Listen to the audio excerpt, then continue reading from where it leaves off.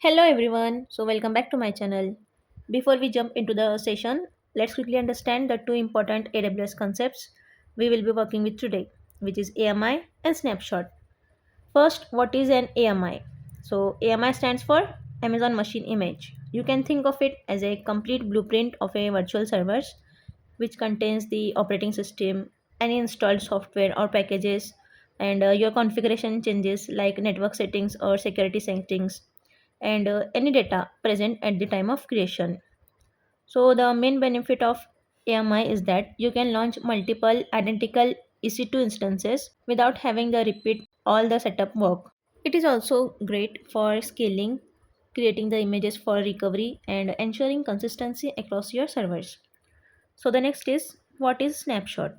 Snapshot is a point in time backup of your EBS volume, which is basically a hard disk of your instance. It only stores the disk data, not the full configuration like an AMI do. So the snapshots in AWS plays an important role in backup and disaster recovery. If your data is lost or corrupted, you can easily restore it from a snapshot. So snapshots are useful when you just want to save your data, restore it later, or create a new disk from it. So in short, AMI is a full computer clone and snapshot is the hard disk backup. So let's see how to create an AMI and snapshots from the EC2 instance using Red Hat Machine Image. So here I have logged into the AWS Management Console. We have to launch an instance using the Red Hat Machine Image. I have already uploaded a detailed video of how to launch an EC2 instance using the Red Hat Machine Image. So you can check out that. So here our instance has been launched. Now we have to connect it via SSH from the terminal.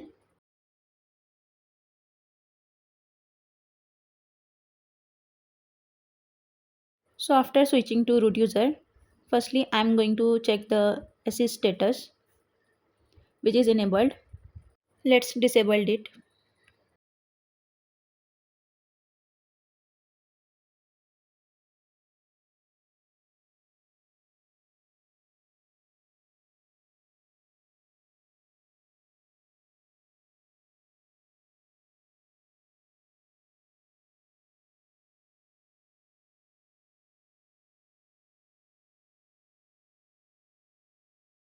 So as you can see here, the SE status is disabled now.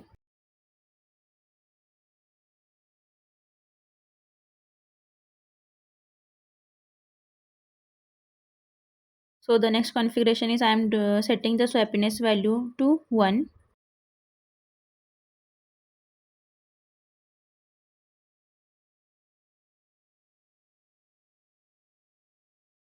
So after setting the swappiness value to 1, run the command sysctl-p to apply the changes without rebooting. Then after that, let's check the status of IPv6, which is enabled or disabled. So here 00 means enabled.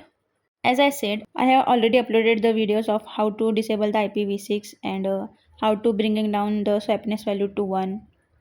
So you can check out there for a better understanding.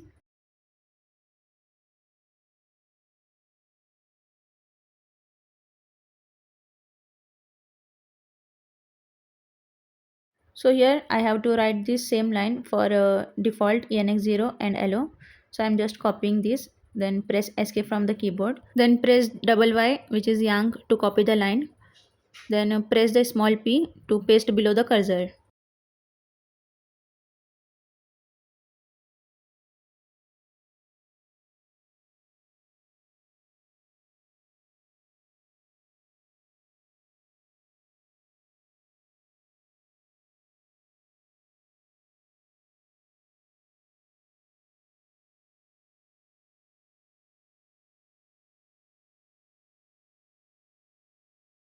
Here we have set the swappiness value to 1, disabled the IPv6 and SELinux. Now I'm going to create one directory and one file.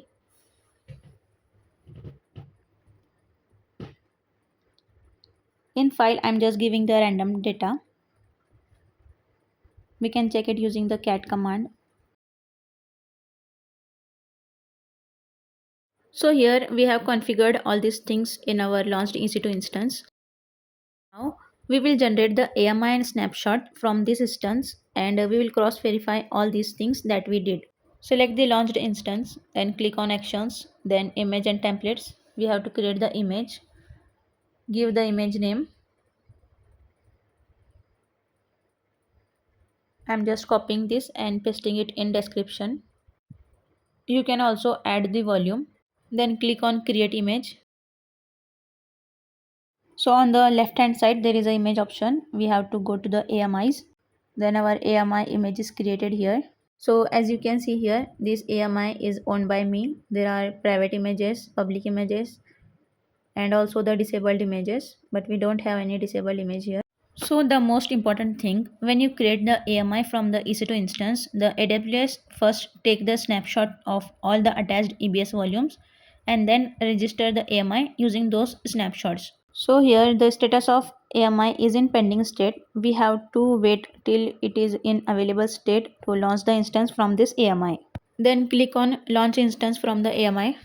So this will let me create a new EC2 instance which is an exact copy of original, same operating system, same settings, same files and same configuration because it is coming from that AMI.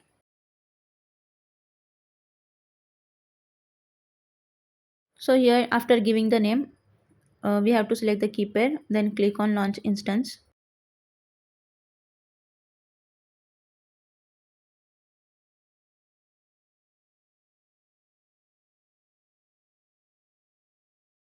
In the left side menu, you can check the snapshot which is created during the time of creating the AMI.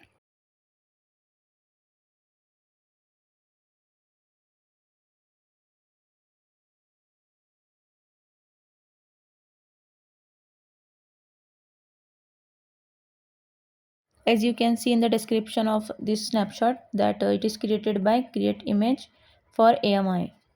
So as we have launched an instance from AMI, now let's try to connect this instance via SSH from the terminal. So here I am opening a new tab.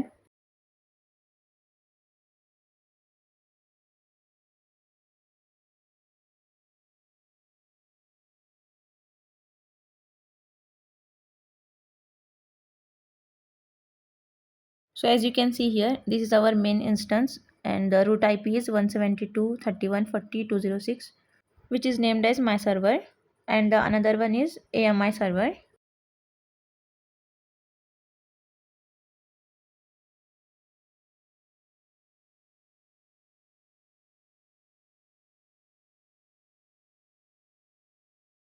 Now we are connected to server via SSH. Let's check if the configuration from our original AMI are still present. First we will check with the SS status that we have disabled in the original server.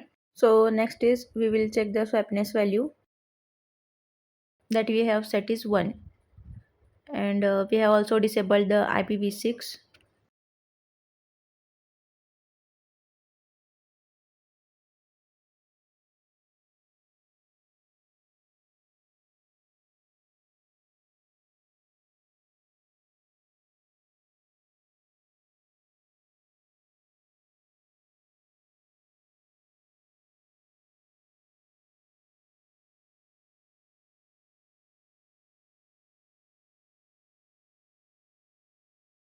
So 1 means disabled. You can also check this using IP address show. Grep is used to filter inet6. This command will show all the IPv6 in the system. So it is not giving any output, means IPv6 is disabled. We have also created a directory and file in the original instance. So we can list it here using the ls command.